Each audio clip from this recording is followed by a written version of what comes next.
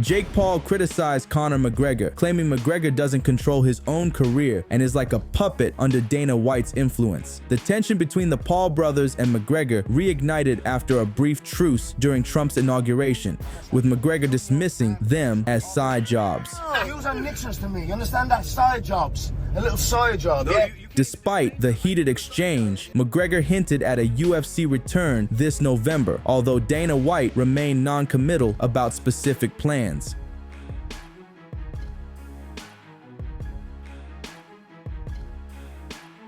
Before we continue, make sure to leave a like on the video to help support the channel. Coach Ray Longo believes the UFC has created a monster in DVALISHVILI. They like what they did to him to get to the title, putting a who's who in front of him to beat. I think they just created a monster. His confidence just kept getting better and better.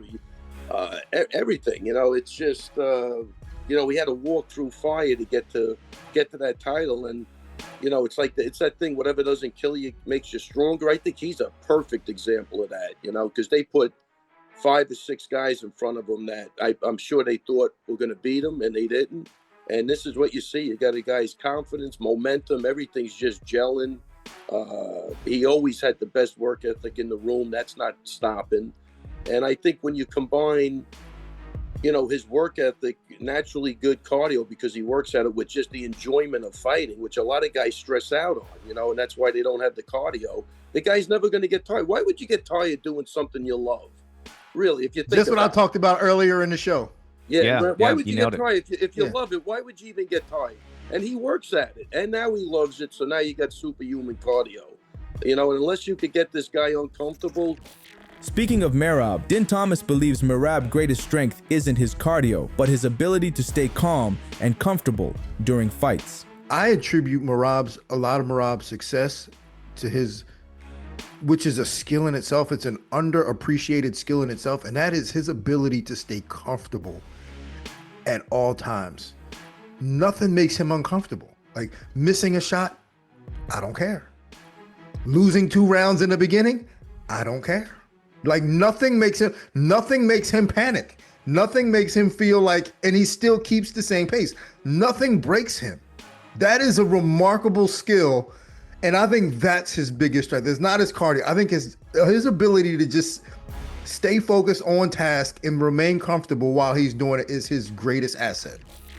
Beneil Dariush thinks that Max Holloway could be a tough matchup for Islam Makhachev at 155 pounds. The interesting would be Max Holloway. I think Max Holloway could be a good, interesting fight for Makhachev. So we'll see. Interesting. Clarify. Why do you think Max Holloway? Because he's hard to hold. He has excellent cardio, and he throws a lot of volume. And I think these are things that could be difficult for Makhachev. And then interestingly enough, you know, like if you watch the fight with Merab, he has excellent cardio, and he was able to do so much with that excellent cardio, you know. And I think I don't remember the last time I saw Holloway in the 4th or the 5th round, and you know, he's slowing down. Joe Rogan has shared his theory that the scariest MMA fighters often had tough childhoods, facing physical confrontations at home. He claims that those with abusive siblings end up fearless and always ready for a fight. They can take it. The scariest MMA fighters have older brothers who used to beat them up, because they're ready to fucking throw down all the time. Like the scariest guys, or an abusive stepdad, those two. Oh, yeah. That makes a scary guy. Or abusive father. The guys that I know that are the fucking scariest, they had abusive dads. They had people that beat them up when they were young.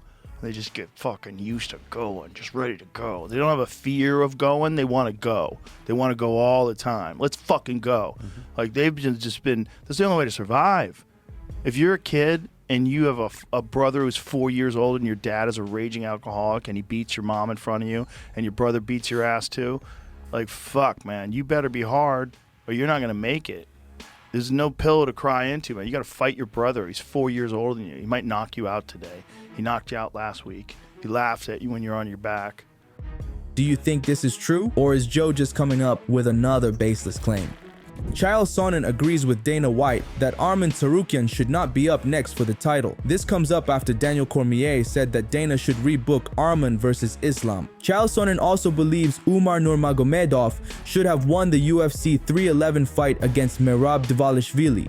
Sonnen felt the outcome hinged on the third round, and though two judges agreed by giving Dvalishvili the last 3 rounds, Sonnen wasn't convinced. I thought Umar won the fight. When they announced Merab, I thought there was going to be a lot of boos. I was alone. I thought they were going to give Umar rounds 1, 2, and 3. I think anybody would have agreed that it comes down to round 3. 4 and 5 were very clear. 1 and 2 were very clear. Do you agree with that? I can't come and tell you that Merab is a better fighter. That's not what I saw. Particularly if we're talking about being dynamic. If we're talking about crisp, we're talking about clean techniques. And that isn't an insult to Merab. It's just a reminder that in this sport, those matches will get to a point where better athletes, better martial artists doesn't always come in. It is a battle for 25 minutes of duration of your ability to... Jake Shields shared a health update on Nick Diaz, saying that life can be tough sometimes. After a video surfaced of Nick, fans were concerned that something was really wrong with the vet. Nick! What? What are you doing? Are you okay? Who's that for? Are you alright? Although many MMA fans around the world have shown concern for Diaz, the UFC star seems to be on the right path now. How's Nick doing? Is there... He's doing a lot better. I'm not gonna get anything personal with him, but he had some stuff that's been going on for a little while, and it's finally heading in the right direction. So I'm hopeful for Nick, because he's, you know, like a brother to me, one of my best friends. But, you know, life's tough sometimes, ups and downs, things can happen, and Nick was dealing with something, and I think it's heading to the right direction. So I haven't felt that way in a long time. So I finally feel a lot better with that situation, but we'll see. You know, time will tell, because he's, you know, so close to him. So it's painful watching someone struggle with some things, but I think he's going to be finally better. It's good to hear. Yeah, shout out to the Diaz bros, man. Renato Moicano shared that he received a nice check for his fight against Islam Makhachev at UFC 311. Moicano didn't detail the exact amount, but expressed that it was over $950,000. Somebody told me that after Arman pull out, they sell even more pay-per-views, you know, because everybody was exciting about, of course, that was something different, right? That you don't see that many times. So hey, talking about money, you don't need to say how much, but you got a nice check for this fight, right? I got a nice check. I'm gonna set the over-under, bro. I'm gonna set the over-under at 9 Bitcoin. Over or under? No, fucking. What do you think? No, I think 9 Bitcoin's my prediction. No. Over. Over. I'm not gonna say nothing. What's Bitcoin at right now? 104. 104. So what's that? 950. So over 950. Over. Ooh, now we talking. Hey. Conor McGregor claims the UFC blocked a potential fight with Logan Paul, leading him to hint at a surprise fight in bare knuckle fighting championship. Posting it all over the internet. You know, it is what it is. The UFC just aren't into it. I had the offer was there on the table in writing. You know, both athletes will say he's not a fighter, but whatever. Both athletes under the TKO banner, UFC, WWE, both rising up. You know, the stock price of TKO holding group through the roof. New market in India opened up and booming. It was business savvy and business sense to make the fight happen, or should I say, the glorified spar happen. And in between this waiting period that we find ourselves in, before I can get back to the octagon, it made perfect sense on the calendar to go ahead with it. The UFC went into it. I'm not sure the WWE what their interest in was. I just knew the UFC went into it, and.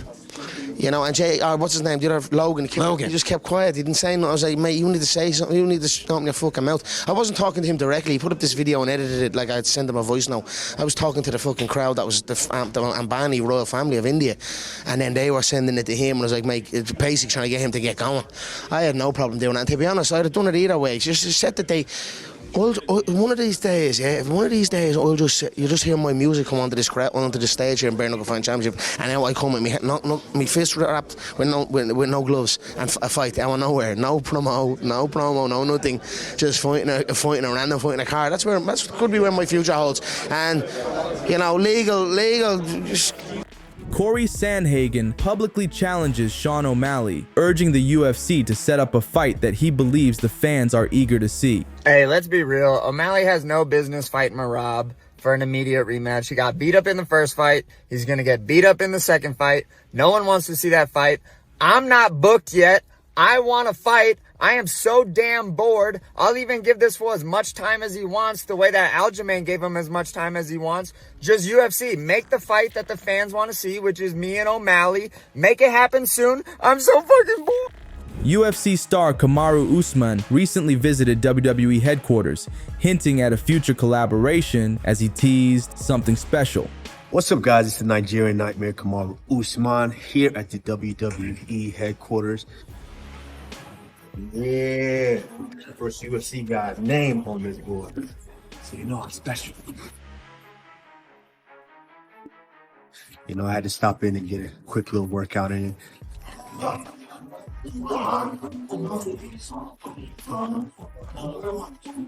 Keep your eye on me. I'm gonna have something special coming for y'all. Before we head into the weekend, here's a funny clip to make your day. Yeah, I want to clarify the interview after the fight. What we had, and I spoke like, and I said something like, we will celebrate with the guys on the room and all these things. So just to be sure to everyone, man, I'm a, like you said, straight man. You like the females. This is what I want to say, man. I just want to say that two of my friends came from Czech Republic, from my childhood, what I know from my childhood. And every time we celebrating like very wild, like